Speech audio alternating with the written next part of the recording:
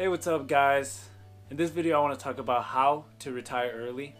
I want to give you a step-by-step simplified method, easy for you to follow, so you can do it, so anyone can do it. There's really no secret to this, and it's going to surprise you how easy it is and how achievable it is. Stay tuned. Alright, I want to start off by asking you, or maybe you're asking yourself, what is retirement? According to Google, the definition of retirement is the action or fact of leaving one's job and ceasing to work, which means not having to work again for money. In America, the standard age of retirement is age 65. According to thebalance.com, retirement before 60 is considered early retirement. Not to me, guys. Early retirement is being able to retire at an early age where I can still enjoy my life, when I can travel the world, go out, not feel old, still have a good body, still be healthy, and still have plenty of energy to do a lot of crazy shit that I want to do. So to me, that's early retirement. There's really no age, but as long as you're feeling good and you're doing it way before the age of 65 or 60, then you're on the right path. But the thing is, not a lot of people actually get to experience early retirement. According to Fox Business and CNBC, 69% of Americans don't even have $1,000 in their savings account. Jesus Christ. It's pretty pathetic that almost 7 out of every 10 people don't have the $1,000. People just love living in the moment. So, why save some of your paycheck when you can just spend it and go have fun and live in the moment, because you only live once, right? America's becoming a paycheck to paycheck society. It's ridiculous. I mean, I used to be there. Since I started working at 14 through 20, all I did was get paid, and the day after payday, I was already looking forward to my next paycheck because all my money was already gone. Guys, when you spend everything you make, you're guaranteed to work till you die. If you really want to retire early, it's not about having $1 million. It's not about hitting the lottery. It's not about getting lucky. You have to set up a plan for yourself for that to happen. And the only thing I can say, the only 2 words I can tell you, it's all about savings rate. Most finance institutions recommend saving between 10 and 15%. Some will recommend 20%, but for them that's an extreme. 10 to 15% is a joke. 20% is not that extreme. With the 10 to 15% savings, you're pretty much guaranteed to work till you're 65. About half of Americans have $0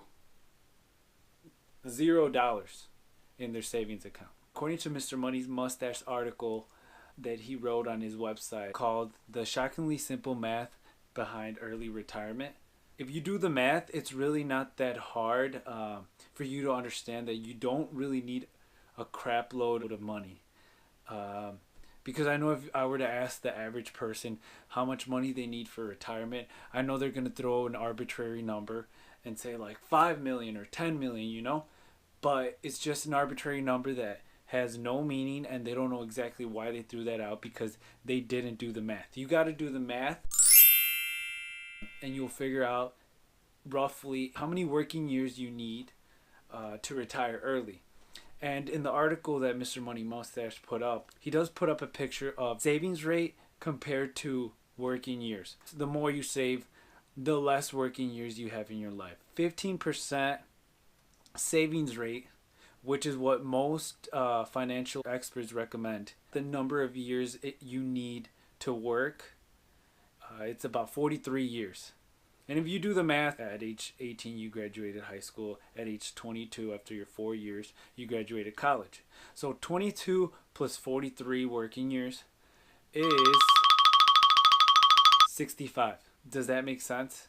Why all these financial experts are recommending you to save 10 to 15% of your income so you can retire at the age of 65. Because 65 is considered normal in America. With a 65% savings rate, you pretty much only have 10 working years, which means you retire in your early 30s. For those of you who don't really understand how the savings rate affects your working years, let me explain that to you. All right, guys. So here's the example I'm going to give you. Here we have Bob, an average guy, an average Joe. And on the other side, we have Bill. They're both middle-class Americans. Bob makes $50,000 a year, roughly $4,167 a month. Bill, on the other hand, makes $100,000 a year, or $8,333 a month. All right, I want to start off with Bill's expenses. Starting off with his home. Bill, since he's making good money, he decided to get nice house. It's not the best house, it's not the biggest house on the market, but it's definitely a lot better than the average home, especially a lot better than my home. For his utilities, he's paying $650. That includes water, gas, electric, and garbage. The reason he pays $650 is because he does have a swimming pool and multiple air conditioning units, and it is a bigger home too. And the next bill we have for Bill is his cable bill. $200 a month, and that's because he does have 1,000 channels. Having a lot of channels is really important. Then after cable, we have the phone bill, $150 a month. He's leasing the brand new iPhone X, and he has to have unlimited data on the best network there is. And for food, we have a grand total of $600 a month. Bill believes he doesn't spend a lot of money on food, but he does like to go out maybe twice, 3 times, 4 times, 5 times a week. Then next we have car payment. This is where Bill has a high payment because he definitely thinks that he has to have a badass car because he has to impress the people he doesn't really like or don't like him. But he's just trying to look cool. The $1,000 is pretty much 2 car notes because 2 cars is better than 1. Under toys, he has a couple ATVs and a little boat that he's paying off still. For insurance, that's $200. That's to insure his home, cars, toys. Gym, he has to go to the best gym there is, which is Lifetime Fitness, at least where I live, because you make more gains at a better gym. For fun, bars and clubs, going out, he spends roughly $1,000. He doesn't go out too much. When he does go out, he likes to ball.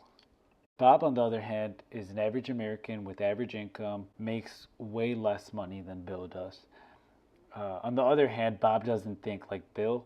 Bob is very conservative. He looks more into the future. He's more about saving. Since Bob doesn't make a lot of money, he tries to cut back and find ways to save more money. He tells his buddy to go live with him in his apartment so they could split the rent and they can both save. He only pays $400 a month for rent. For utilities, $250. Bob, on the other hand, he doesn't need cable. He understands that it's a waste of money and he has better things to do with his time than sit on a couch and watch TV for hours and hours. But there is days where Bob feels lazy and he wants to sit down and watch a movie. So he pays $10 a month for his Netflix account. For his phone, he pays $70 a month, $50 unlimited plan, $10 for his insurance, and then another $10 for Google Play. Hashtag, that's what I pay. He doesn't believe in leasing a phone. He buys his own phone and he keeps it until it stops working. For food, he spends $300 a month, and that does include going out to eat maybe a couple times a week. For his car, $200 a month. He bought a used, reliable car and put down a good down payment. For car insurance, he pays $90 a month. For his gym membership, he only pays $20 a month because he knows that his time is valuable and he picks the gym with the closest commute and a set of dumbbells because that's pretty much all you need to work out. And last but not least, for entertainment and going out, he does pay $400 a month because he does like to have some fun every now and then.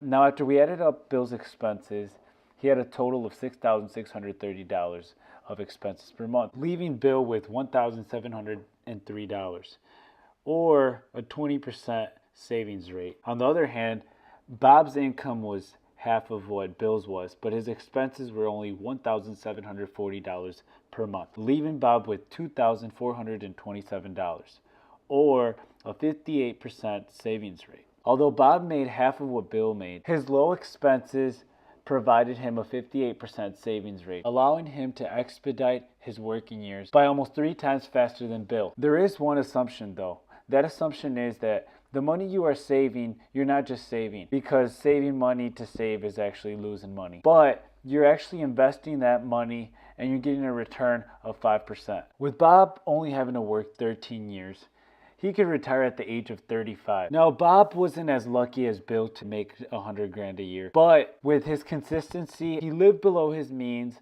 saved the money, and invested it. And at the age of 35, he's finally free to do whatever the hell he wants and live life at his own terms. Now, Bill won't be able to retire till the age of 59, but that's because he chose to live a luxurious lifestyle when he was younger, and he decided to live in the moment and have the best things, because to him, what was important was the things, the big nice house, the nice cars, the toys, the fun, the going out. Bill didn't really care about living a free life. He still had someone to tell him what to do, when to do it, when they have to wake up in the morning, because he wanted to live the luxurious lifestyle. Now guys, if you want to figure out how many working years it will take for you to retire, and you don't want to do the math, just go to www.networthify.com and you just plug in the numbers and you'll get the data. It'll tell you exactly how many years, and if you scroll down, it'll give you an infographic chart and break it down year by year. I hope this video was very helpful to you guys. I don't want to make the video too long. I want these videos to be short, informational, educational, and somewhat entertaining. Just comment below to let me know what you think of this video and what you want to see and what I need improvement on. Thank you so much. I'll see you in the next video.